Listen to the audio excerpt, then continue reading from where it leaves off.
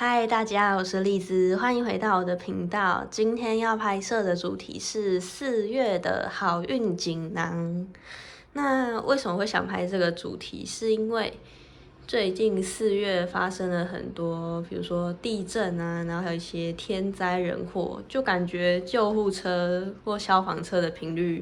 听到的频率都蛮高的。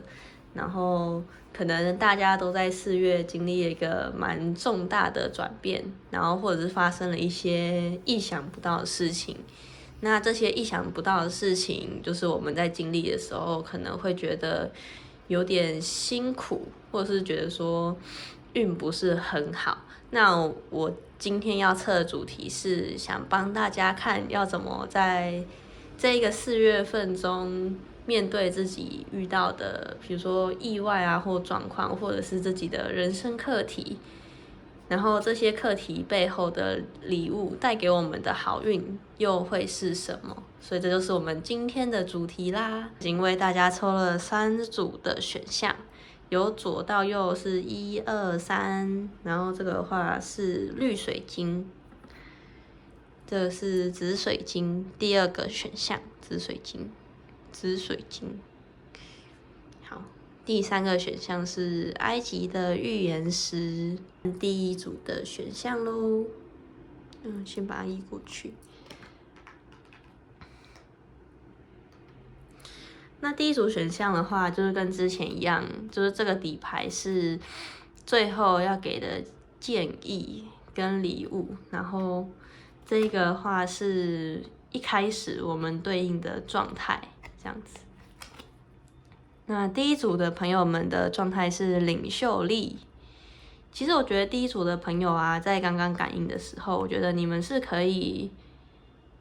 很有领袖魅力的。那可能你在生活之中，你会觉得说自己又不是主管阶级，或者是做的工作又不是那种很有需要领导力的，那怎么会抽到领袖力呢？我觉得它是更宽广定义更广泛的那种领袖力。就比如说，你很知道怎么领导自己在生活之中面对到的一些困难啊，或者是在执行一些自己要执行的工作或任务的时候，你是很清楚的知道要怎么样去带领自己突过这个难关。那有可能你最近会觉得自己好像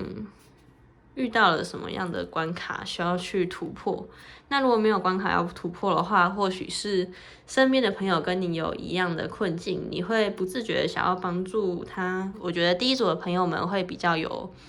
那种想要帮助别人的心。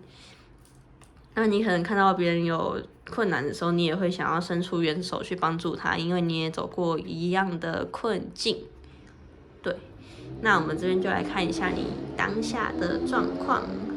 领袖力哦，很不错哦。抱歉，可能外面会有点吵，就有人在飙车。那这副牌呢是韩国的塔罗牌，然后它比较个性比较严肃一点，所以要用洗牌的方式来进行抽牌。我努力一下。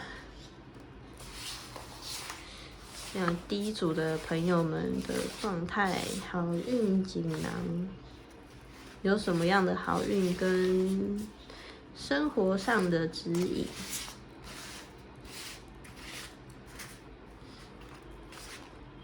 第1组的朋友们应该很容易不小心变成那种团体中的领头羊，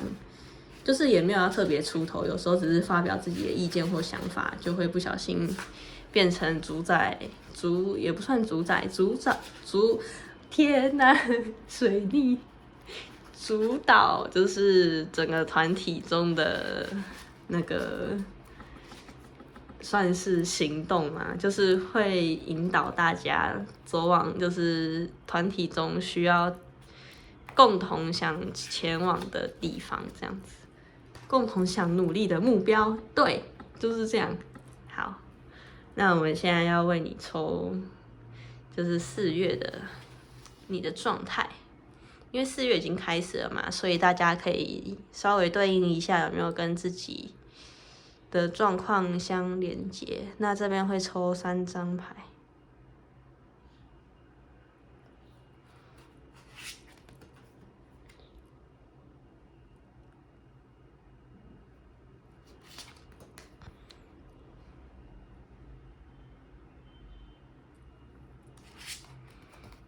好的。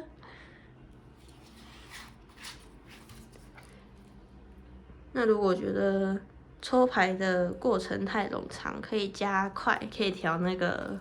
讲话的倍数这样子。那这边的话，我们抽到的是宝剑7正位，然后金币4正位跟宝剑5逆位。这边的话，我觉得你现在身处的状况是有一点该怎么讲，算混乱吗？我觉得有点像是表面上虽然说看起来没有怎么样，就好像你都过得很稳定啊，然后跟平常一样，但其实你内心或者是在职场上，我觉得是在职场上，就我感受到的是在职场上会有一些，算是人事的人际关系的纠葛嘛，就是那种，算小人嘛，就是会有点波涛汹涌啊，就是可能大家都在暗里斗来斗去的，然后表面上又要假装的很和平这样子，但也有可能是之前假装的很和平，然后后面就破局了。那如果这边说对应到你的状态的话，是你平常会是一个我觉得你是一个算是稳重的人，就是你会观察周遭的情况，然后去做应对。人也蛮聪明的，就是很知道自己要在什么时候、什么样的场合说什么样的话，但对于外人的警戒心比较强，有可能是之前有在就是比如说流言蜚语啊，或者是之前有人就诋毁过你的名声，就你明明没有做，然后别人却讲的好像你有做一样，就是那些话对你攻击的话会就不知道从哪里生出来的，但你就觉得说蛮受伤的，然后你就也不想要再去跟别人有更多的交流，就是除非有必要，不然你其实平常不太跟别人进行交流，言语上的交流这样子。就你目前的话是一个防备心蛮重的状态，我觉得有可能是之前有受过伤，有被人家在背后插针。天哪，听起来很辛苦，然后你也觉得很累啦，就是比如说一开始假设被人家说闲话的时候，你会想要去反驳，或者是想要去证明自己不是那样子，但后面就是发现怎么证明都没有用，也不算是没有用，就是你会觉得说没有意义，就是你讲再多，然后好像这样极力去辩解，更让人家觉得自己真的是这样子的人。反正你会觉得说，反正能够辨认出到底是真相是怎么样的人，他们自己就会知道，所以你也觉得说不用再去多跟别人说些什么，有点像是真相自然会水落石出的这样子的感觉，就你也懒惰再去辩论的啦，说实在的，而且你也觉得说带着那种每天要应付人的面具也是蛮累的，所以你就是会有一点这一段时间你会比较在自己的内心世界吧，就是没事或者是有休息的时候，一个人会比较多一点，就会多一点的时间跟自己相处，不然你可能会喘不过气这样子。这是你的状态，目前的状态。那我们来看一下，就是这个4月我们会发生的就是怎么样的好运，能够帮助你突破这个情况，这样子。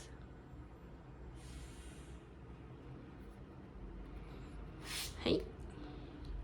其实还不错。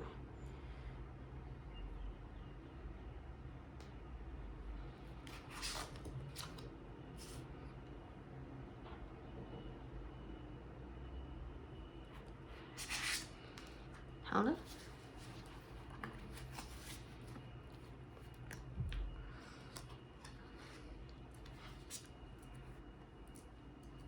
那这个的话是钱币国王，然后吊人牌逆位跟星星牌正位。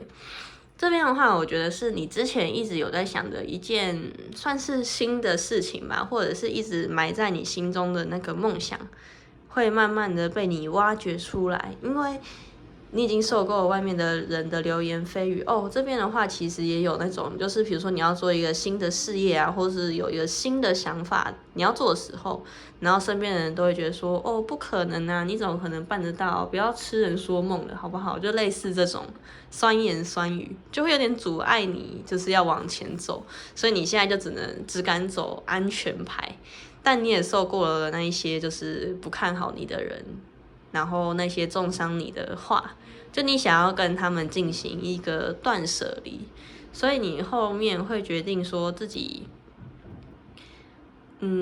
要停下来去审视自己的状况，但是你审视自己状况的方式会比较像是因为发生了这个受伤的事情而停下来审视自己的状况。这个状况对你来说会有点痛苦，因为你是想要前进的，但又因为这个状况，然后你的可能心态上啊，或者是有一些地方还没有办法做好调整，所以你就会先停下来的想一想。那这边的话，我觉得你是有，其实我觉得你是有贵人的，是有一个，这边是国王嘛，然后我觉得这个人的话，就是要么他就是男生，然后应该是比较年长的男性。那如果他年纪上没有比较年长的话，他可能是知识啊跟一些经历都很丰富的男性，然后他可以在这一方面给予你建议，比如说你在人生当中遭受到一些言语的诋毁的时候，或者是一些那算是言语干扰嘛，就是比如说自己明明就要去做很好的事情，然后但是身边的人就没有人要认同，都是泼冷水。天哪，我今天讲话是什么样大舌头？泼冷水这样子，然后你就去询问这个人，我觉得这个人是跟你有一样的经历的，就比如说他原本要做一件事情，也不被周围的人看好，然后他最后是怎么样调整心态去杀出重围的。我觉得你是有这个人可以请教的。他要么是男生，要么就是女生，然后可是他有这种金币国王的稳重啊，然后跟大方的特质。我觉得这边的金币国王是很乐于分享自己的资源，就你只要去跟他请教，他都很愿意去帮助你这样子。或者是你可以从一些书啊，或者是一些讯息，比如说社群媒体报道的某个人物，然后你会被他的那个故事、人生经历给所打动。我觉得会有这样子的一个人或一个故事出现，然后就会让你觉得说，做这件事情还是有机会的，并非别人讲的就是都没有什么希望之类的。就是我觉得你会重拾勇气啦，但是前提是你要先去，你停下来这段时间，你不要觉得说就是自己是很受伤的啊，然后觉得自己在这个世界上都没有人支持之类的。我觉得一定会有人，不是一定会有人，就是你一定会这样子觉得，这是很正常的。但是我们可以从这个背后的故事来看说。有很多人就是没有办法理解自己，甚至在后面泼冷水。那些人都是因为他觉得你要变得更好了，然后他自己又停在原地，所以他会一直想要觉得说你干嘛要做那么多改变，你干嘛要这么努力，我们这样子活着也很好啊什么之类的。就那只是他们一个不想进步的借口，然后看到身边的人好像都是这样子，他们就会觉得很安心。我觉得他们背后的动机会是这样子的，就是如果你的生活中真的有遇到这样子的事情的话，我觉得他们的背后的动机是这样子的。然后你在这段时间，你就会有点彷徨无助啊，然后不知道怎么办。不用担心，你就先静下来，然后去想想自己内心真正的你是怎么想的。然后你看我觉得这个吊人牌。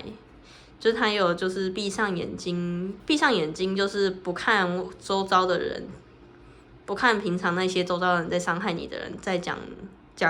的话，而是他很认真的在思考他内心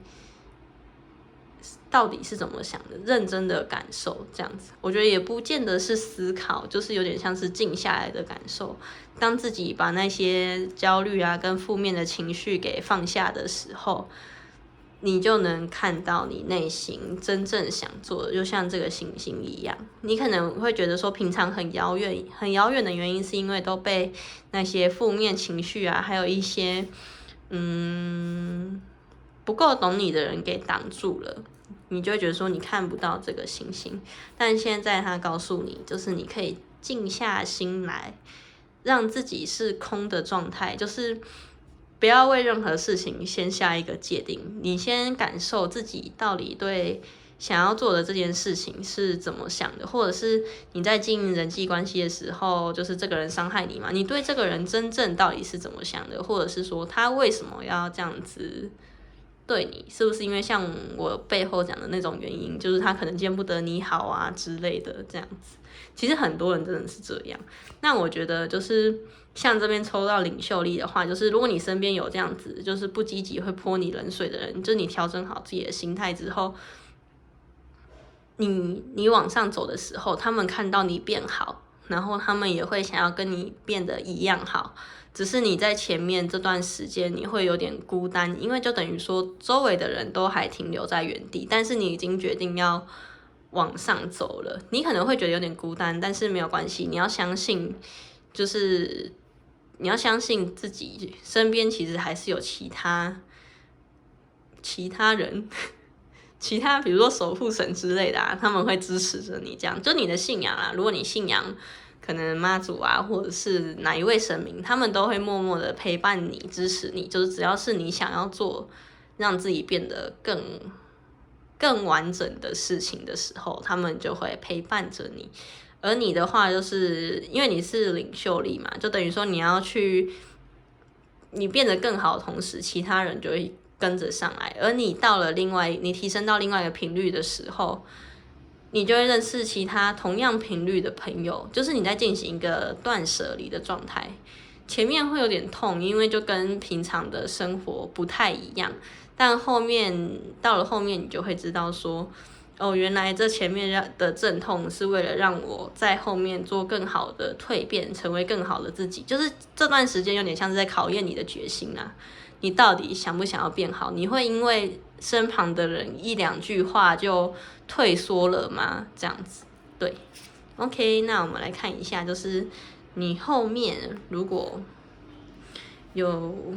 顺利的，就是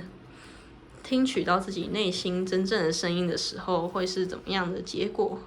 我们看的是短结果哟，就是4月的这个状况啊。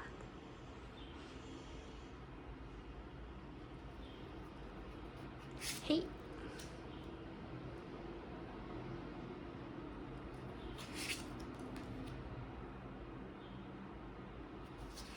好，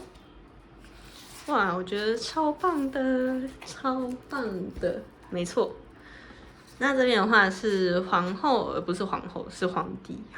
皇帝牌正位，然后圣杯骑士逆位跟不是宝剑，权杖2正位。好，这边的话，这边的这个皇帝跟平常的不一样，因为这副牌的皇帝她其实是一个女生。那我觉得这边的话，我觉得你在作为，就是你真的冷静下来去思考之后，你会带领你自己，因为你已经停下来思考完，然后你也知道自己的感性的部分是怎么样，然后理性的部分想怎么做，所以你可以达到心灵跟身体的结合，就是你的行动跟你的心是合在一起的，你不会再觉得说受伤或者是自己是两个拉扯的状态。然后你做的决定呢，你会更多的去考虑你自己应该怎么做，然后心情上是怎么样。你已经不管别人到底怎么想，你现在只想管的是你自己怎么想。那这张牌，因为像这边有说到领袖力嘛，就等于说，你如果真的照了这个做，然后去实施自己想做的事情，你不会像这个是圣杯骑士逆位嘛，你不会再活在那种天真的幻想之中，或者是你不会再觉得你要做的事情是遥不可及的，你会你会放下那些悲伤的情绪，然后也不再活在幻想，你会去更脚踏实地的想说，我要怎么样去做到我心目中所理想的这个样子。你理想样子可能是，每个月看一本书啊，或者增加知识，或者是2个礼拜去爬1次山，让自己的体能变得更好，然后身心灵得到放松，就是诸如此类。但如果4月要去户外运动的话，要特别注意，因为最近就是有地震啊，然后天灾人祸比较多，要注意安全。4月的话，我觉得比较适合静静的就可能在家里做一些简单的运动，让自己维持就是体态。那我觉得你在这方面的话，你其实是一个很热情如火，然后很有执行力的人，只是那些言语跟那些情感，就是自以为为你好、为你担心的那些情感，会绑住了你，浇熄了你的行动力。那你实际上真的去思考之后，你就会拿出你的行动力，你就觉得说，我已经想好了，我要往前走，我不想管那些人怎么想。因为我很清楚的知道我应该往哪个方向走，我应该怎么做，对。然后这边的话就是权杖2，我觉得你不再聚焦在自己心里那种很悲伤，然后一些比较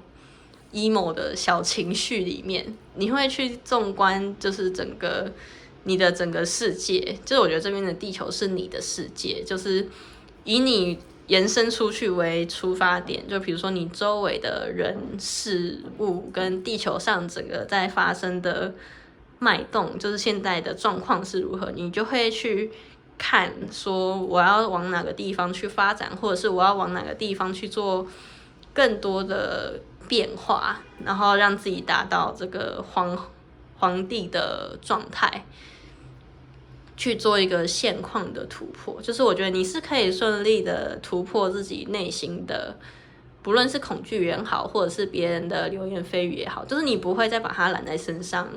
然后让自己很受伤。你会很清楚的知道说，那些是我不需要的力量，我现在需要的是直视我的内心，然后勇敢的往前走，这样子。对，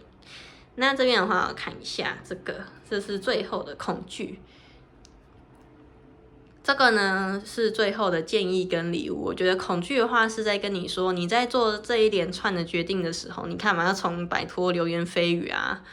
然后去坚定自己的想法，然后还要很平静自己的内心。我觉得这是一件很不容易的事情，不一定4月可以达到，但是我觉得你们是行动力很强的人，然后也蛮坚韧的吧，我觉得。所以我觉得你们是蛮有机会1个月内就做好心态上的转换，但如果没有办法1个月内也没关系，就多给自己时间，3到6个月内，就是塔罗牌是3到6个月内的一个状况。那我觉得恐惧是礼物的话，就是因为这个恐惧，就是因为别人对你的流言蜚语，你看这个是小狗狗，然后经历了你自己的投射之后，你看到的是这个大狗狗，你就觉得说，哇，别人讲的好可怕啊，好像讲的我只要做了什么行动，我就会没有办法前进什么，你就觉得哇，好恐怖。但你冷静思考之后看，你会觉得说，天哪，我的恐惧就是这一只小狗狗而已，我就只要这样跨过去就好。一开始我们一定会被自己的恐惧或什么去吓到，但是当你冷静下来，然后去仔细的看了之后，你才会发现别人的攻击也不过就这一只小狗狗的分量而已，更多的是你自己对你自己的害怕，就是别人投射在你身上，就觉得说，你这样做一定会跟我一样失败啊什么的，就是别人把他们的恐惧投射在你身上，但你根本就还没做，何来的失败之说，对吧？搞不好你做就成功啦，那他做他失败是他的问题，又不是你的问题，对吧？所以我们不要太不要被吓到了，因为有的时候是我们自己看这个阴影，然后会觉得恐惧，但其实你的那个其实它就只有这么一点点而已，你知道吗？那我觉得如果这个方法的话，像我自己也很容易想很多，就是我也很容易把这个恐惧放到这么大，我都会把它写下来，写下来之后就发现很词穷，就是只有那1-2句就可以写完了这样子。所以我觉得当你要去突破这个成为皇帝，就是要去领导自己的前提下，你要先去冷静的去看自己真正恐惧的东西到底是什么。那我这边来看的话，我觉得是别人的流言蜚语跟一些你所幻想，就比如说你还没有跟别人讲说你有这个想法，但是你就觉得说，哦，他一定会觉得我这样子做不好什么的，就是你先自己吓自己，你知道吗？就很多时候，有时候其实是这样子，但你实际上去问对方的时候，就会发现啊，原来对方根本就也没有这样想啊，是我自己脑补太多了，就类似这样子。好。那这就是我们今天第一组的解牌，希望第一组的朋友们可以克服这个恐惧，然后去成为自己生命中的就是皇帝这样子，主宰自己的人生耶。好，就这样。第一组的朋友们到这里咯，我们下次见，谢谢你的收听。你要听别组也没关系啊，我也很开心的这样子。先把它放旁边。哎呦，那我先洗。哦，天哪！我先洗一下牌，然后洗第二组。嘿，第二组的朋友们，我先洗牌。我觉得我应该先洗牌，这样子的话，我就不会觉得空间很小之类的。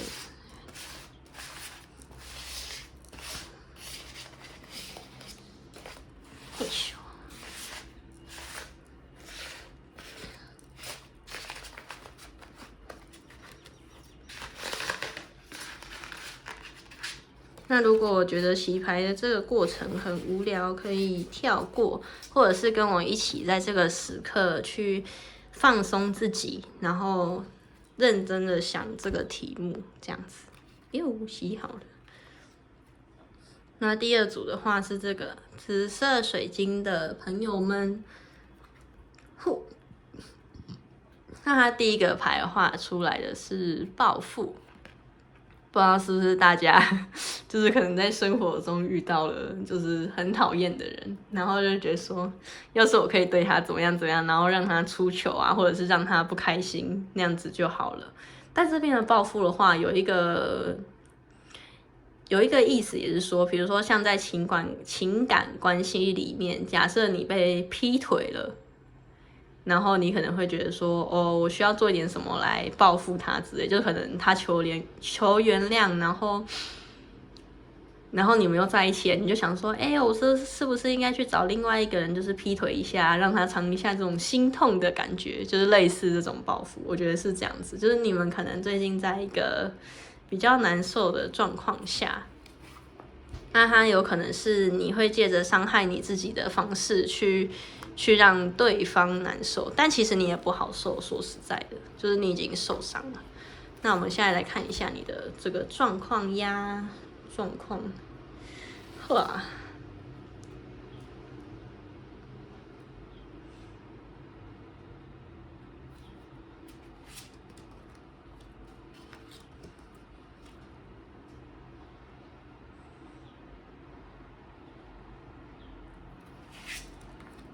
好。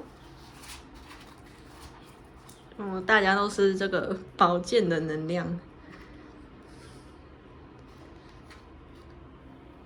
看来大家都过得很辛苦最近。好，那我感受了一下第二组的这个能量的部分。这边的话是宝剑2正位，然后圣杯4逆位跟宝剑6正位。我觉得这边的朋友们在先前的时候，可能有受到一些情感上的伤害。不论你现在单身还是非单身，你可能都有受到情感的伤害。它也有可能是很久之前的，然后会让你就是不愿意再去相信爱情，或者是友情、亲情也可以。就是如果有人要对你好的话，你是会觉得有点害怕的。你会觉得说，天哪，对方是不是有什么样的目的才会想要来接近我，或者是靠近我之类的，或者是说你之前可能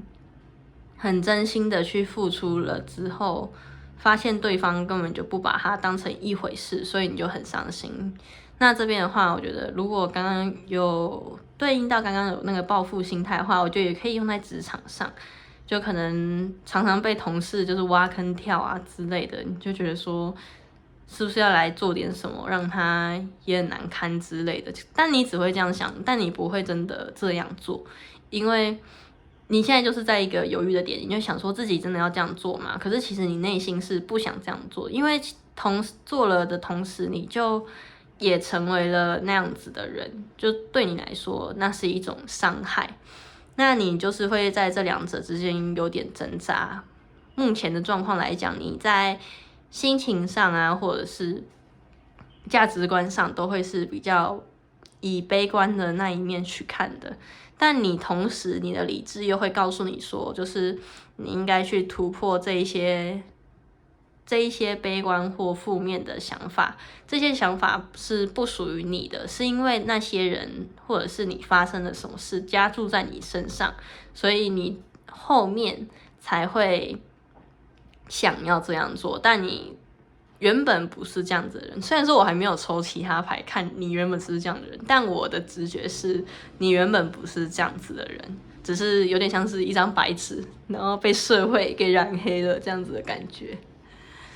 所以其实你是想要去突破这个状态的，只是你会一直在自己的思绪啊，跟就比如说夜深人静的时候躺下来自己在想的时候，就觉得说，就是我明明就不想这样做，但如果真的遇到的时候，你会觉得说，如果可以，就是我明明就有能力可以对他，比如说进行报复啊，或者是怎么样之类的，还是干脆就那样做了什么的，这样就如果当下遇到的时候，对，你其实会蛮不安的啦，因为你也会觉得说自己有这样子的想法，有点恐怖。那如果还没有觉得有点恐怖的话，可能是还沉浸在那个报复的状态，就觉得说干脆就是两个人一起，两败俱伤，两个人一起两败俱伤是什么用词？就是干脆搞到两败俱伤算了，就是他先伤害我，我也伤害他这样。但你的内心没有很想这样做，你会觉得说这样子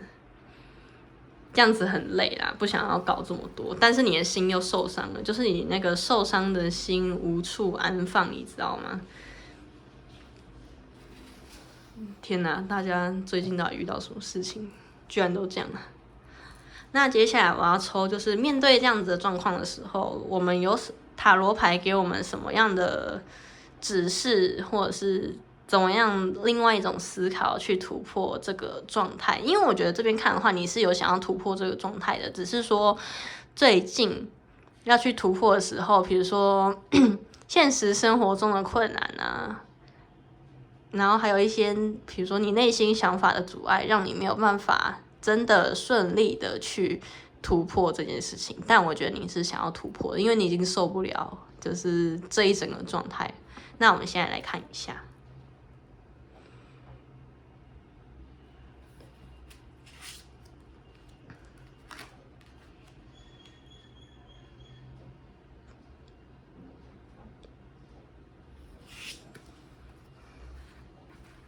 站一张好了。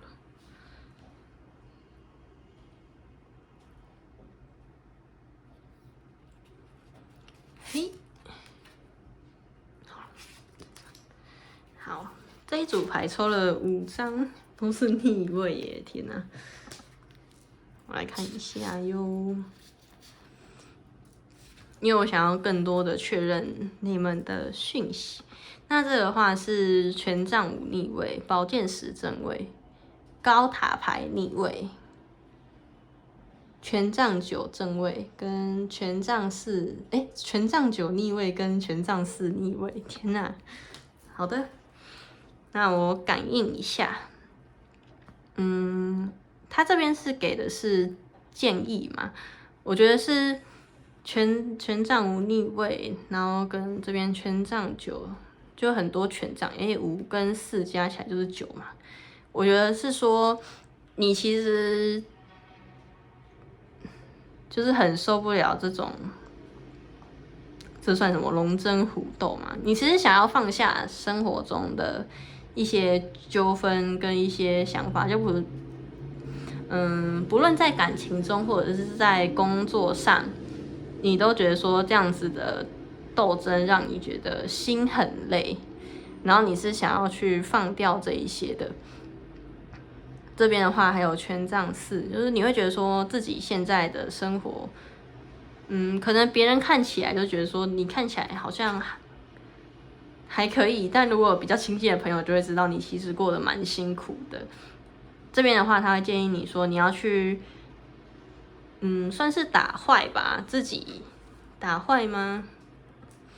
自己现在这个困住你的这种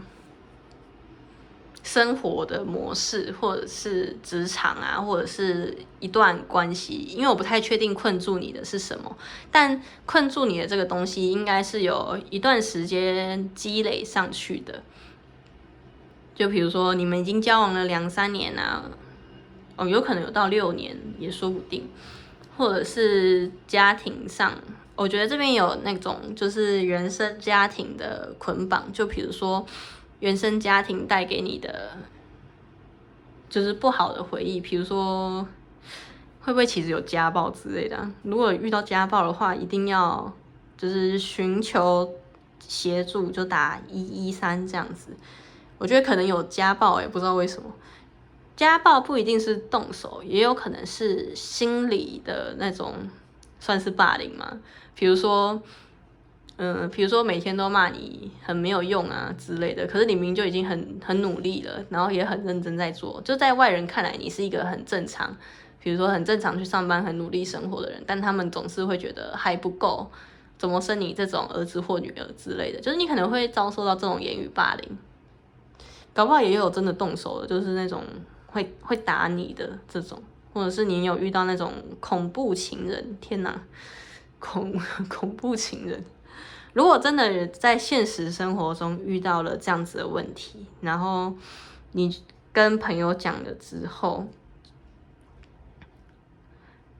就是如果身边没有人可以去理解你，但是你已经很痛苦了，你要知道这些都不是你应该承受了，就是可以去寻求更专业的协助，比如说心理治疗师啊，或者是警察等等的。我不太确定就是你会受到什么样的，就是什么程度的那算欺负吗？对，欺负，对，就我不太确定你会受到什么样程度的这个欺负。那如果你真的觉得不舒服的话，就是可以试着向其他人就是寻求协助，没关系。我觉得你可能会觉得说这些事情发生在自己的身上，要自己扛下来。而且像我们在亚洲这边会很习惯说，就是什么家丑不能外扬啊，或者是说不要跟别人讲自己不好的遭遇，就是别人只会看你笑话之类的。就我觉得这种观念已经过时了，你要去寻找，如果真的你那些朋友听了你讲的这些话，他们会因此去嘲笑你，或者是觉得你就是抗压性不够之类的，那就是说他们没有办法站在你的角度去替你想，他们是很没有同理心的，而且看事情的角度也很狭窄。那我觉得你就是不要再去跟这些人讲，因为他们没有办法去真正的去同理你。你要找的应该是那种可以真正去帮助你协助你去突破这个困境的人。比如说假设你在职场上遭遇霸凌，你应该跟你的主管讲，或者是说如果就是主管去霸凌你的话，你反应的也没有用，就试试看要不要再往上面再去禀报之类的这样子，或者是去别的地方，就请其他机关来协助你。这边我来看，我觉得你不会很快的就去外面伸出援手，因为你要先去克服自己内心的那个心魔。你会觉得说自己发生的这些事情应该要靠自己的能力来解决，我怎么可以靠别人的帮助来脱困？这样子我不就真的成为他们口中没有用的人吗？我觉得事情不是这样子的，因为每个人能做到的事情都有限，每个人擅长的东西也都不一样。你不可能十全十美，你一定有擅长跟不擅长的东西。那我们就是自己擅长的东西，就是我们可以发挥的很好，然后也可以帮助别人。但我们也会有面对不擅长的东西的时候，那我们就应该寻求一些擅长的人给予的帮助。那你可能会觉得说，那如果讲出来会不会很丢脸什么之类的？你不要这样想。你可能一开始会觉得有点丢脸，因为这是你一开始的想法嘛。但是你如果不讲出来，一直放在心里，或者是说，因为其实面对你也不一定要讲出来，就是你只要敢行动，或者是知道自己要怎么去面对这一些事情的时候，那一刻你就是勇敢的。那如果你一直没有去承认或者是意识到这件事情的话，你就会让自己一直处在一个很危险，然后很忧郁的一个环境里面。再这样子下去，你的心一定会生病。有可能，我觉得在组的朋友，有可能你的心已经生病了。你一定要正视这个事情。就算周围都没有人关心你，那你一定要关心你自己，因为你自己就是要陪伴你自己一生的人，其他人没有办法陪伴你一辈子。要先去正视自己的内心，才知道自己的问题到底出在哪里。那这边来看的话，我觉得你其实会慢慢的去，如果你真的有把刚刚那番话听进去的话，你会慢慢的去把那些情绪去梳理好，就是你会慢慢去看自己到底怎么了，然后是什么样的言语跟那种社会框架去框住你，让你没有办法去做真正的你自己，或者是在面对困难的时候，你第一个时间居然是指责你自己。其实我觉得，当你愿意去面对困难的时候，那一刻你就是最勇敢的。先不论后面的事情处理怎么样，至少你在这一刻你是勇于去面对你自己现在的状况。我觉得没有比这个更勇敢的事情了。对，那我觉得你不用担心，就是你只要去想清楚了，然后面对这个事情，你就会让自己内心的那个，这个是高塔嘛，就是自己高塔它不就是有地基，然后一些水泥啊、钢筋这样子慢慢建上去的嘛，就等于说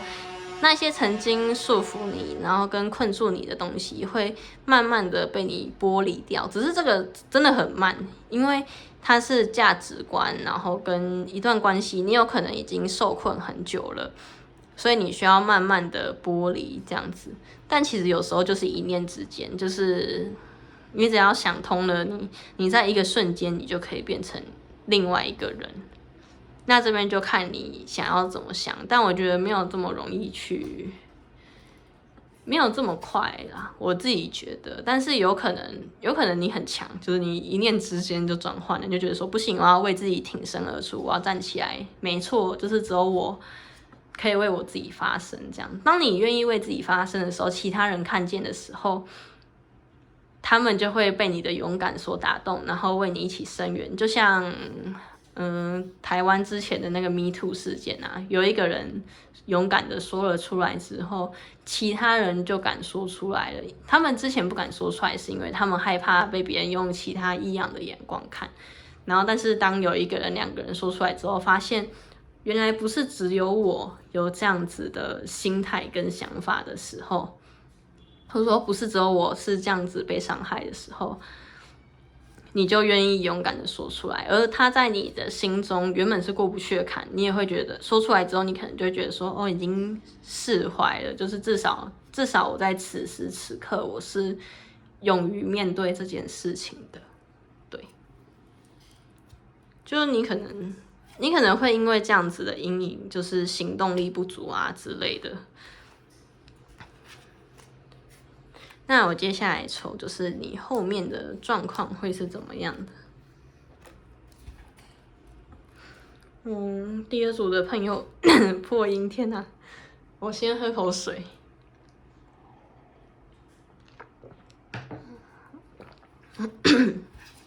第二组的朋友们感觉受了很多辛苦的过程，但你要相信那些辛苦的过程都可以在未来成为你的养分。好，抽3张。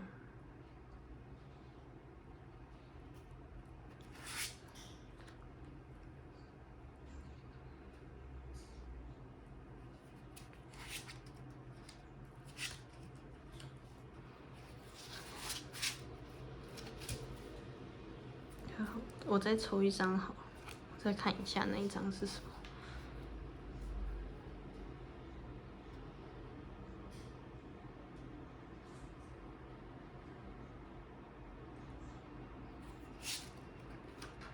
好，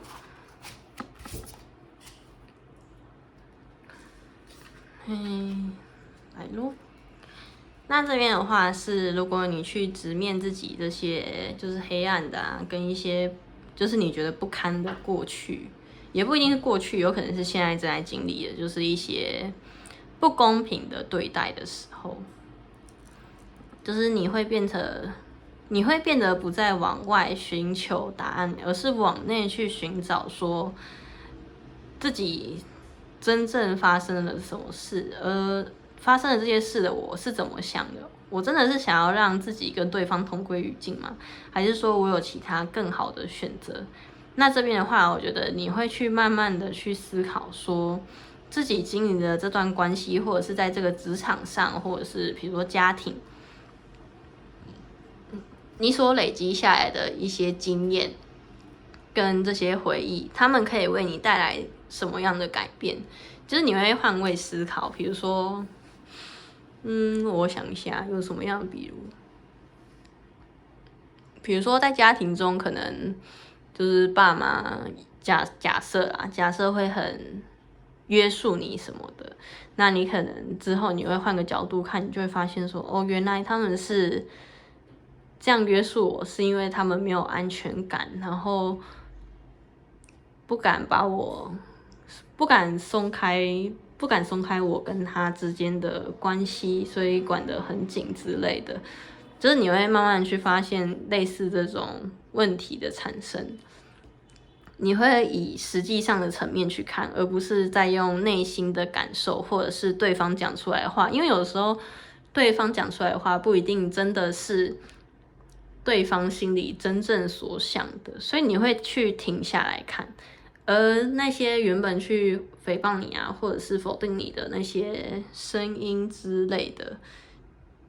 你会去做一个整理。当然也有夸奖你或者是认同你的声音，你会去看那些声音里面到底谁才是真的，谁才是假的，就是真正的我到底是怎么样子的。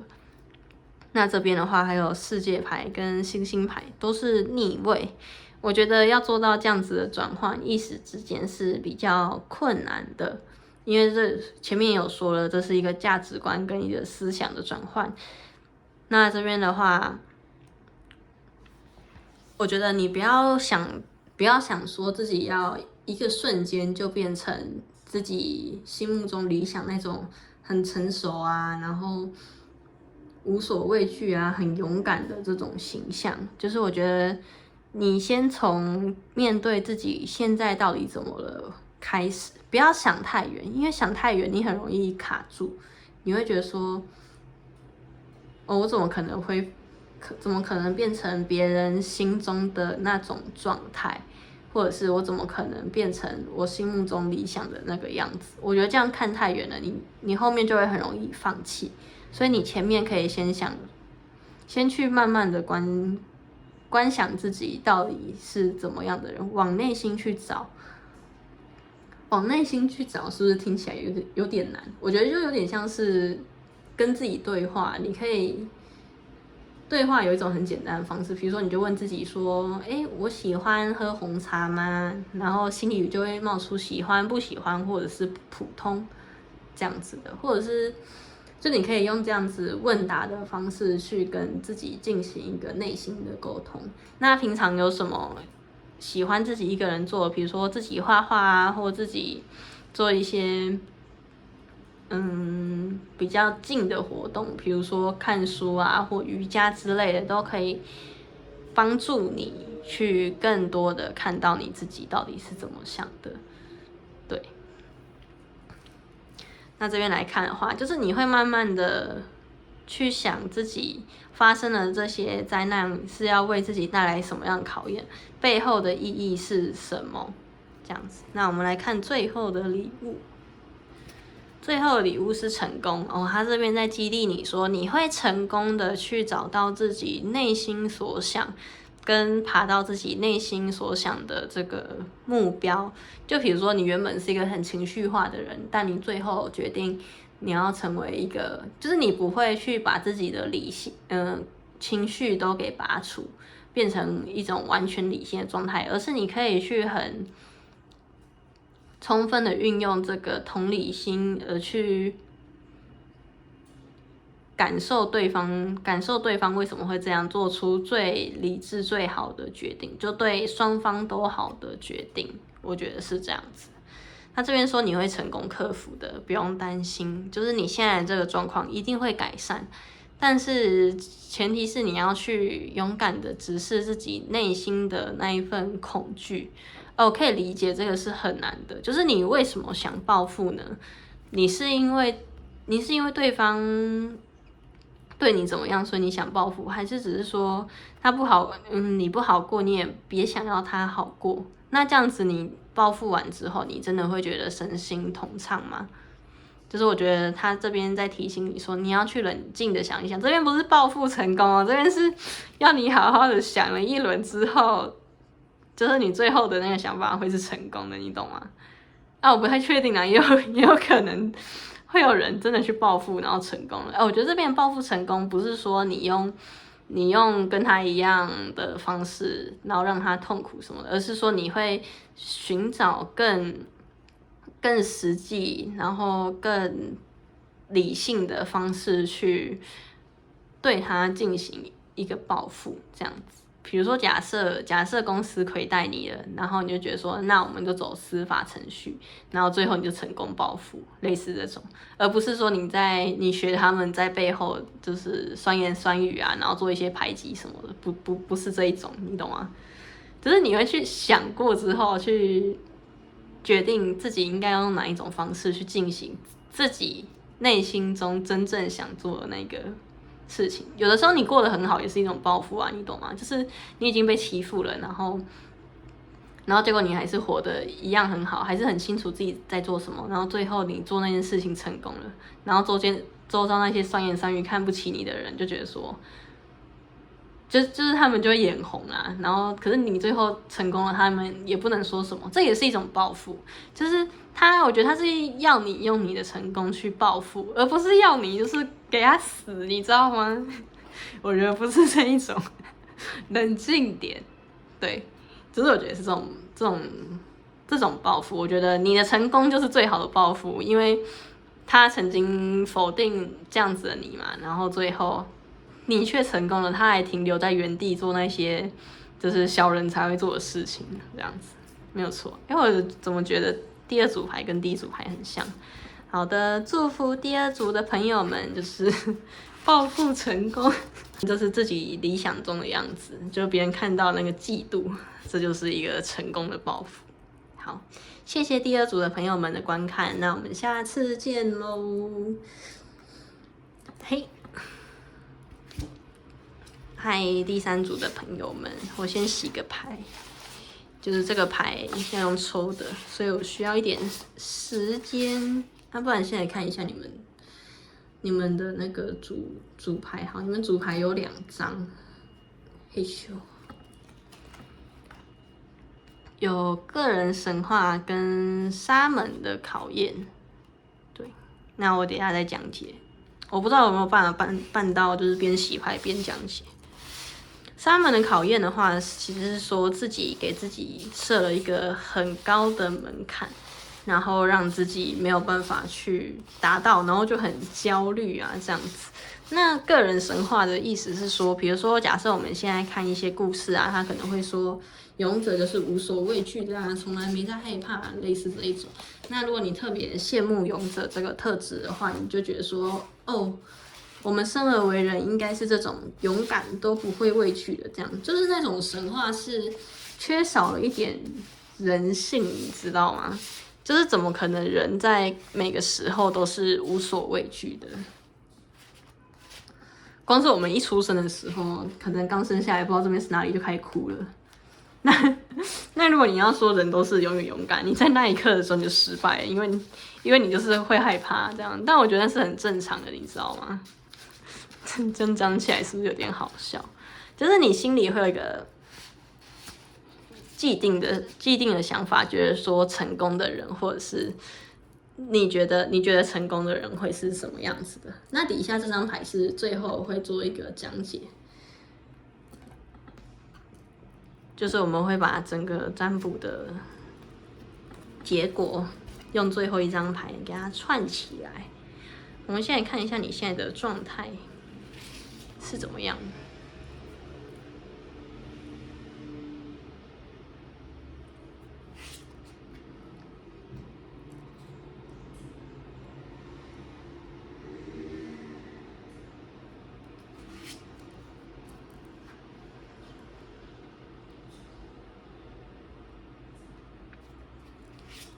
好，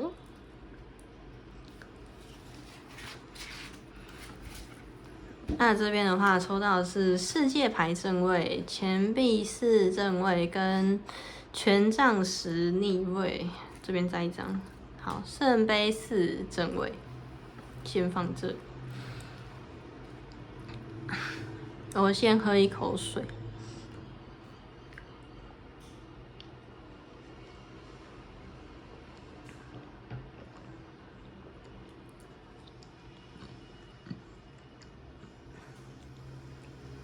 那这边四张牌的话，是代表了你现在当下的这个状况。那这边我觉得话是，你现在的话，你会觉得你的生活周遭啊，或者是你的整个世界正在改变。比如说你换了新的工作，或者是有了新的桃花，就是你会觉得你的能量跟着这个4月。春天的这个氛围在做转变，然后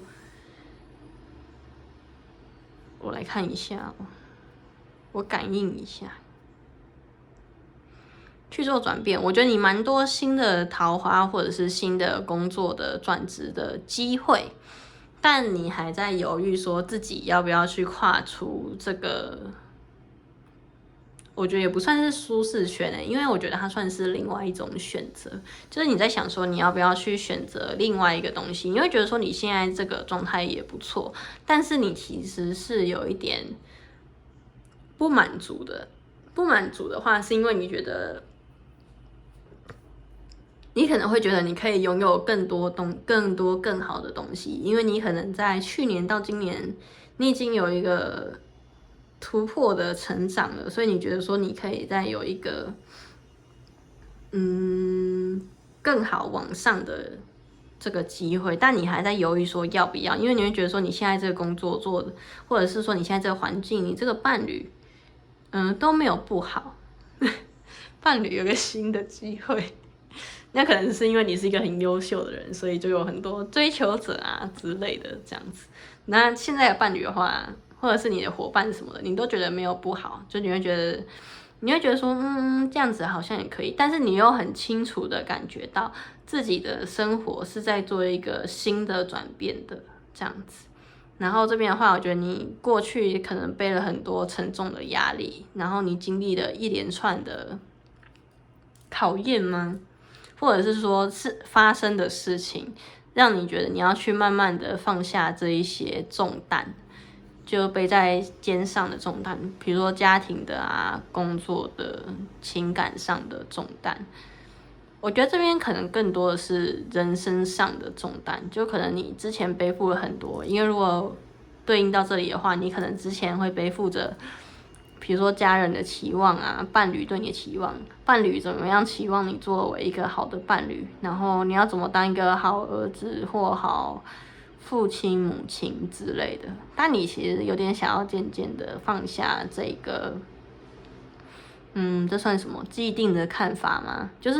其实没有所谓的定义是说好儿子一定要是怎么样的，或者说好的伴侣一定是要怎么样，就是你是有点想要去突破这个框架去做你自己的，所以你现在就在想说自己要不要去试试看。其实你是有办法做到的，只是你现在会觉得有点犹豫，真的要这样做吗？因为那些好的形象都是你以前就累积下来的，维持着当然也没有不好啊，但是你其实会有点累啦，因为前面有讲到嘛，有沙门的考验，就是你这样维持着，别人在看你的时候，他会觉得说你已经做到很好，但是你内心就会远远的觉得还不够，因为你会知道说有些东西不是真的发自你内心而去真的做到，而是别人说外面的好儿子、好爸爸、好妈妈是怎么样子的，所以你才去做那个维持，这样子。我觉得是这样，所以你会给自己蛮多压力的，而且我觉得，如果这边你没有慢慢放下的话，代表说你也快喘不过气了，你有可能会不小心被压垮。好，那我们来看一下4月就是怎么样的，怎么样的好运锦囊可以帮助你就是突破这一件事情，对。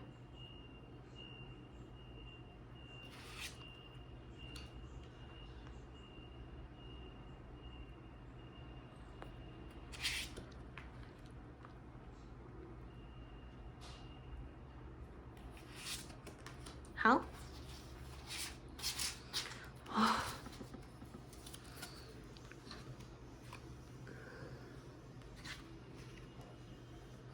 那这一组的朋友们，4月份的话，就是这个好运锦囊，我觉得其实会发生还不错的事情哦，就是你会开始渐渐的意识到说自己到底想要做什么样的人。然后这边的话，这个是皇后牌，然后圣杯3逆位跟权杖4正位。这边的话有圣杯3逆位跟圣杯4正位。我觉得你在做一个心态的转换，有点像是比如说你周围，假设你是一个爸爸好了，就是周围的人就会觉得说，哦，好爸爸的形象应该怎么维持啊，不啦不啦不啦，然后你前面的确也是跟他们一样，就你可能有一群也是当爸爸的人，然后你就会觉得说，哦，我要跟他们一样，就是维持住那个形象，比如说好爸爸应该要就是上下班很努力啊，然后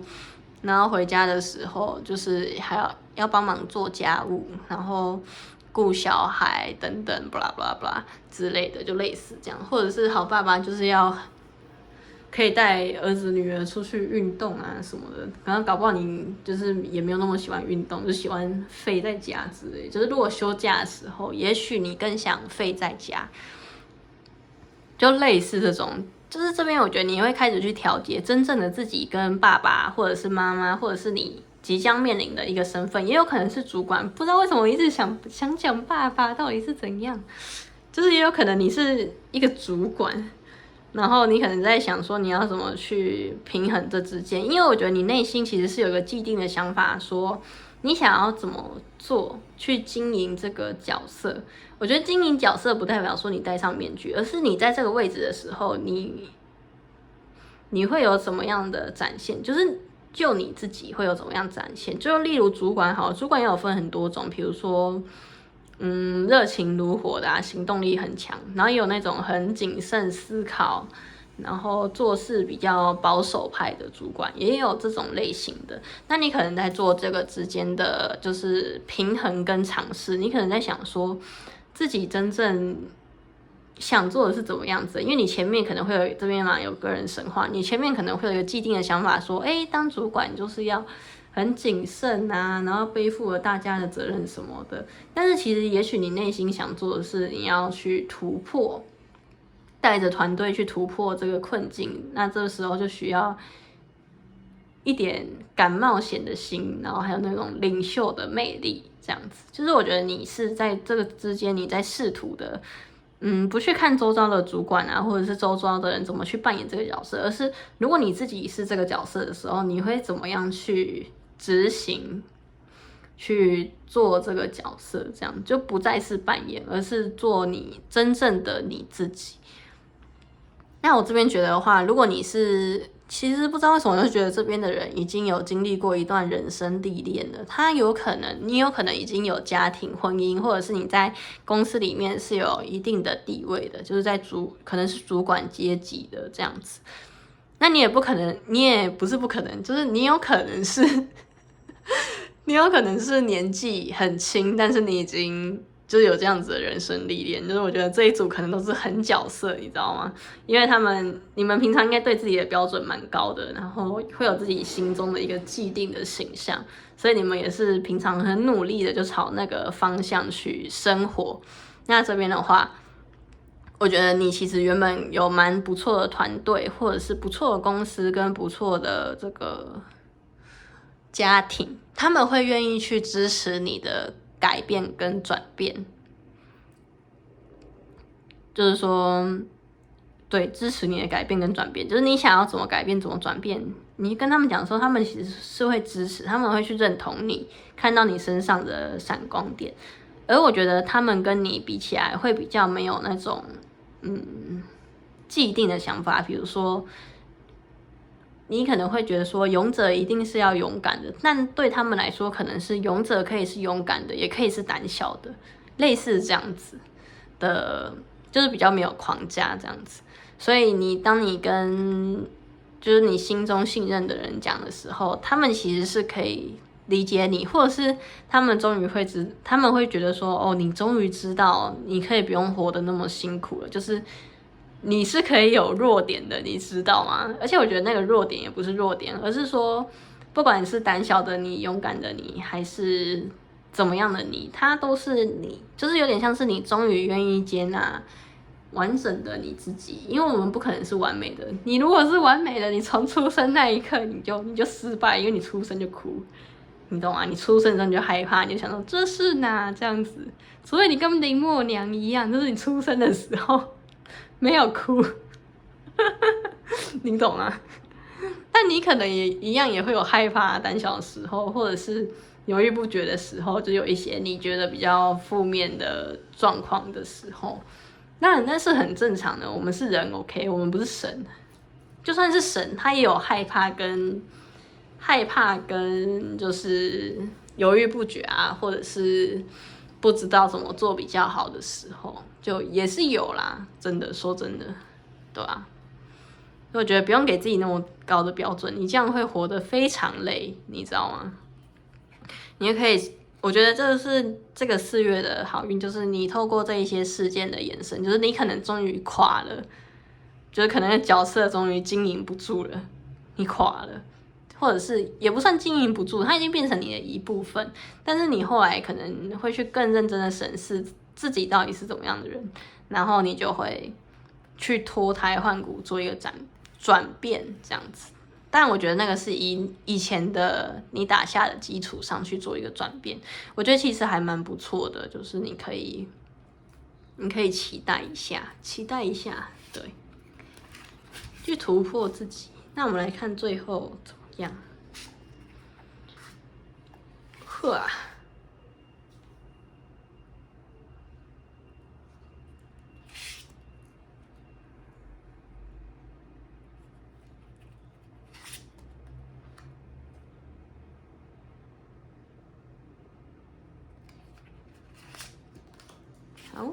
好，其实还不错哎。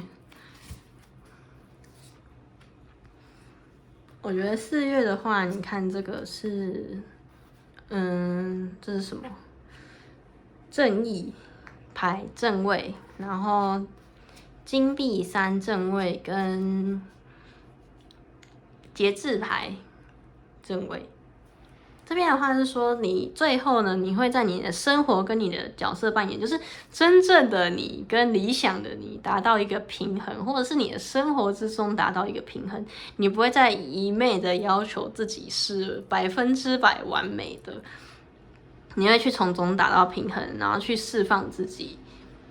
就是真正的自己到底是怎么样。那这边的话，钱币3，我觉得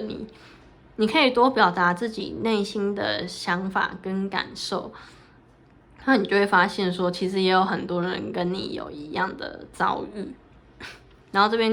边是这个节制牌啊，就是你可以进行内心啊，或者是跟别人的交流跟沟通，你就会发现，哦，原来自己之前把自己想的太，该怎么讲，太局限了。就你的想法太局限你自己了，你其实有很多无限的可能。就是你愿意去展现你自己的时候，你会发现你其实拥有的比你想象中的更多。就是比如说，你可以是勇敢的，也可以是胆小的，然后你可以是一个，你有时候可以是一个懒惰的爸爸，你有时候也可以是一个好爸爸。就是它不会是你的扣分，而是说，比如说假设你展现出来你比较淘气啊或可爱的那一面的时候，别人反而会觉得，哦，你很有亲和力耶。就是平常可能看你在当主管啊，或者是父母的时候，会觉得说让人家觉得比较有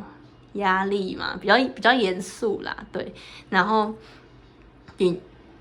你经历了这一番调试之后，别人反而会觉得，哦，你更好亲近了。可能还是比较严肃啦，就是你的那个原本的那个个性还是在的，但他们就会觉得说，好像可以跟你进行一些情感上的交流，而且有时候也会觉得说，就你展现出来之后，他们会觉得说，哦，原来你内心居然是这样想，就有点吓到，你知道吗？而且如果你